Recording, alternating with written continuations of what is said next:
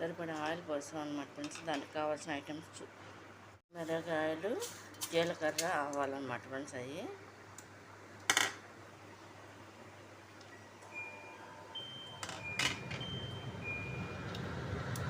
ఉల్లిపాయలు, సాంబార్ పౌడర్ అన్నమాట ఫ్రెండ్స్. ఇవి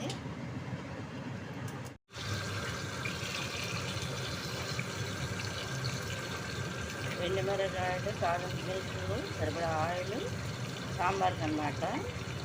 టమాటాలు కూడా వేసేసుకున్నాం అన్నమాట ఫ్రెండ్స్. క్యారెట్ ముక్కలు,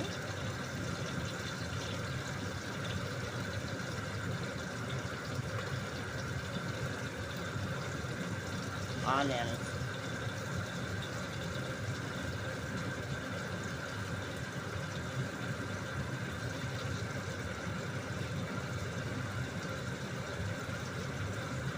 ములక్కాయ ముక్కలు కూడా వేస్తున్నాం అన్నమాట ఫ్రెండ్స్. చూడండి, సాంబార్కి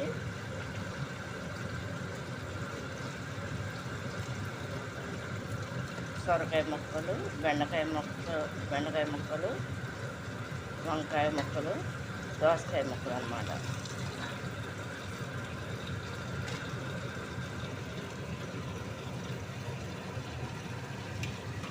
ఇవన్నీ వేసి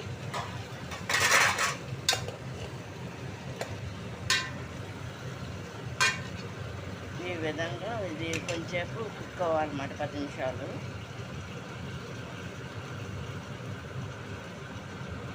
సాంబార్కి అనమాట. ఇవన్నీ కూడా కావాల్సిన ఐటమ్స్ అన్నమాట.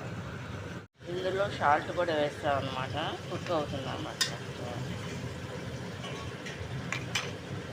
సరిపడా వాటర్ కలుపుకోవాలన్నమాట లాస్ట్లో. ఉడకబెట్టేసాం కదా కందిపప్పు, ఒక లోటాడు వాటర్ ప్రస్తుతానికి కలుపుతున్నాం. మనకు సరిపడా వాటర్తో మనం కలుపుకోవాలన్నమాట. మెదుపుకోవాలన్నమాట పప్పుచారుకి వాటర్ పోసి. ఫ్రెండ్స్, సాంబార్ అయిపోయిందనమాట. చూడండి, బాగా చిక్కగా వచ్చేసింది అనమాట. ఇది కనుక మీకు నచ్చినట్లు లైక్ చేయండి, షేర్ చేయండి, సబ్స్క్రైబ్ చేయండి. ఈ ఆల్ ఐటమ్స్ అనమాట ఫ్రెండ్స్. ఇది సాంబార్ అయిపోయి వచ్చిందనమాట. ముందుగా పప్పు కడిగే వేసుకుని దాంట్లో ఏంటంటే ఉప్పు, పసుపు, కారం అన్నీ వేసుకుని ఉడికిచ్చేసుకునే ముందు అది పక్కన పెట్టుకుని ఆరిపోయిన తర్వాత దీంట్లో ఏంటంటే సాంబార్కి కావాల్సిన ఆల్ ఐటమ్స్ అన్నమాట. టమాటాలు, ములక్కాయలు,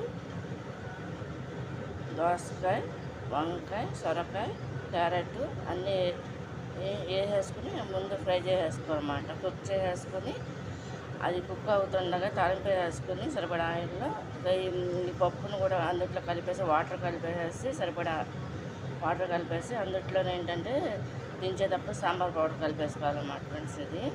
ఇది కనుక మీకు నచ్చినట్లు లైక్ చేయండి, షేర్ చేయండి, సబ్స్క్రైబ్ చేయండి.